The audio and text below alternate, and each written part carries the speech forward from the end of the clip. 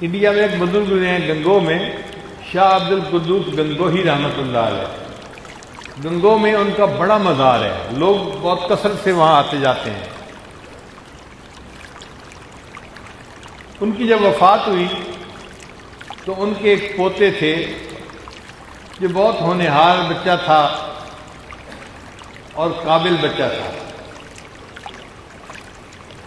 1-2 سال کے بعد وہ بچہ ایک مرتبہ اپنی دادی کے پاس بیٹھا تھا اور کہہ رہا تھا کہ مجھے اپنے دادا ابو کی باتیں سنائیں۔ تو دادی اس کو اپنے ہسبینڈ کی باتیں سنا رہی تھی کہ حضرت گنگوئی ایسے تھے، ایسے تھے، ایسے تھے، ایسے تھے۔ تو دادی نے کہا کہ بیٹا تم اتنے قابل ہو، تم اس نسبت کو کیوں نہیں حاصل کرتے جو تمہارے دادا کے پاس تھی؟ اس نے کہا دادو میں وہ نسبت کیسے حاصل کر سکتا ہوں؟ انہوں نے کہا کہ تمہارے دادا کے ایک بڑے اجل خلیفہ افغانستان میں زندہ موجود ہیں، تم ان کے پاس جاؤ اور ان کی صحبت میں رہو اور اس نسبت کو حاصل کر کے واپس وطن آؤ۔ بچہ چھوٹی عمر کا تھا، اس نے دل میں ارادہ کر لیا۔ 10-12 سال کی عمر ہے اور بچہ گنگو سے افغانستان چل پڑا۔ اس شہر پہنچا جہاں حضرت کے خلیفہ تھے۔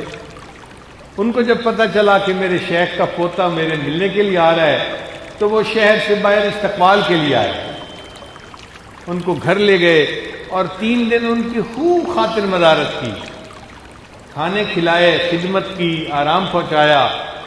3 دن کے بعد پوچھا کہ جی آپ کا آنا کس مقصد کے لیے ہوا؟ تو بچے نے بتایا کہ جو نعمت آپ نے میرے دادا سے پائی تھی میں اس نعمت کو پانے کی نیت سے آیا ہوں۔ ان کا بچہ وہ نعمت کو پانے کا ایک طریقہ کار ہے، ایک پروسیس ہے، تمہیں اس پروسیس سے گزرنا پڑے گا، یوں شاہانہ طریقے سے تو تمہیں نسبت نہیں مل سکتی۔ کہنے لگے جی جو کام ذمہ لگائیں گے میں کروں گا۔ ان کا اچھا، مطبخ میں جہاں کھانا بنتا ہے تم مہمانوں کی خدمت کے کام پہ لگ جاؤ۔ چنانچہ یہ مطبخ میں ڈیوٹی دینے لگے خدمت پہ، سارا دن مہمانوں کو کھانا کھلاتے اور خود روزے سے رہتے کہ میرا وقت جو ہے وہ اللہ کے ذکر میں گزرے۔ پھر ایک دن ایسا ہوا کہ شیخ نے اس زمانے میں شکاری کتے پالے ہوئے تھے۔ شکاری کتے پالنے کی شریعت میں اجازت ہے، قرآن مجید میں اس کا تذکرہ بھی موجود ہے۔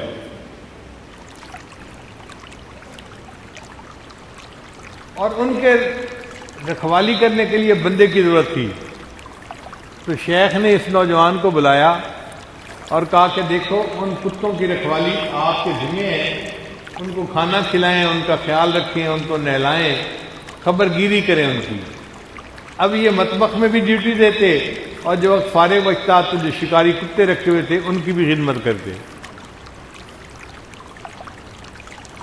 1 سال اسی طرح گزر گیا۔ اب یہ اپنے کام میں ایڈجسٹ ہو گئے، مگر بھوک کی وجہ سے طبیعت میں نقاہت بہت تھی، کمزور ہوتے جا رہے تھے۔ ایک بندہ کھانا نہ کھائے تو آپ بتائیں پھر اس کے اندر طاقت کہاں سے آئے گی؟ پھر دوسرا سال انہوں نے پھر اسی طرح مطبخ کی خدمت میں اور کتوں کی خدمت میں لگا دیا، مگر سکون آرام سے رہے کہ میرے شیخ نے جو کام ذمہ لگا دیا ہے مجھے کرنا ہے، اس کام کے کرنے سے مجھے نسبت ملے گی۔ اب اللہ کی شان دیکھیں، ایک دن شیخ نے پروگرام بنایا ہم جنگل میں جائیں گے شکار کے لیے، تو انہوں نے اس نوجوان کو بلا کر کہا کہ کل ہم نے جنگل میں جانا ہے شکار کے لیے، آپ کتوں کو تیار رکھنا اور کتوں کو آپ ہی نے سنبھالنا ہے۔ اور کتے جو تھے وہ بڑے قد کے تھے اور بڑے طاقتور تھے اور کئی تھے، ان کو پکڑ کے رکھنا ایک بندے کا کام نہیں تھا، وہ تو اس کو کھینچ کے لے جاتے۔ شیخ نے کہا کہ بھائی تم نے ان کا خیال رکھنا ہے اور کتوں کو چھوڑنا نہیں ہے، جو مرضی ہو جائے۔ چنانچہ جنگل میں گئے. اب کتوں کی نظر جب خرگوش پہ پڑی تو کتے تو بھاگتے ہیں. انہوں نے بھاگنے کے لیے زور لگایا اور یہ نوجوان ان کے پیچھے گھسٹتا ہوا جا رہا ہے. اس نے کیا کیا تھا کہ ان کی جو رسیاں تھیں نا اس کو ایک رسی کے ساتھ باندھ کے اس رسی کو اپنی کمر کے ساتھ باندھ لیا تھا کہ اگر میں کسی وقت گھسٹتا گر بھی پڑوں تو میری کمر کے ساتھ رسیاں بندھی رہیں. وہ جو کتوں کو چھوڑنے والا ہے نا کہاں وہ مجھ سے نہ ہو. اللہ کی شان دیکھیں کہ کتے جب بھاگے تو نوجوان پہلے تو ان کے زور سے پیچھے بھاگتا رہا, پھر گر پڑا اور کتے اس کو گھسیٹ کے لے گئے. اب جب کتے گھسیٹ کے لے جا رہے تھے تو کبھی بازو پہ زخم آ رہا تھا, کبھی ٹانگ پہ زخم آ رہا تھا اور ان زخموں سے خون رس رہا تھا. عین اس عالم میں جب زخموں سے خون رس رہا تھا جو خلیفہ تھے ان کو کش میں ان کے شیخ کی زیارت نصیب ہوئی, عبد القدوس گنگوہی رحمۃ اللہ علیہ. اور حضرت نے اپنے خلیفہ کو کہا ہم نے تو اس نعمت کے لیے آپ سے اتنی محنت نہیں کروائی تھی جتنی محنت آپ نے اس چھوٹے بچے سے کروا لی.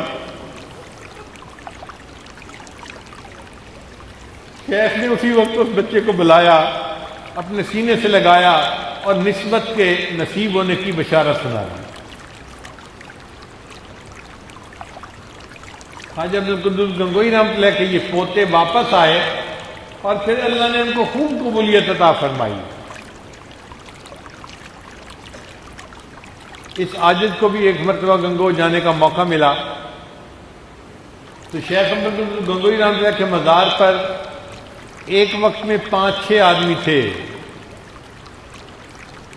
لیکن جو ان کے پوتے کا مزار تھا وہاں پر تو 100-200 بندے ایک وقت میں. میں حیران ہو گیا, یا اللہ, چھوٹے ہیں, پوتے تھے اور ان کے مزار پہ مخلوق کا اتنا ہجوم ہے. پھر میں نے دیکھا کہ سب مسلمان نہیں, ہندو بھی بہت ہیں. اللہ کی شان. تو ایک ہندو سے میں نے پوچھا کہ آپ یہاں پہ کیوں آئے, یہ تو مسلمان بزرگ تھے.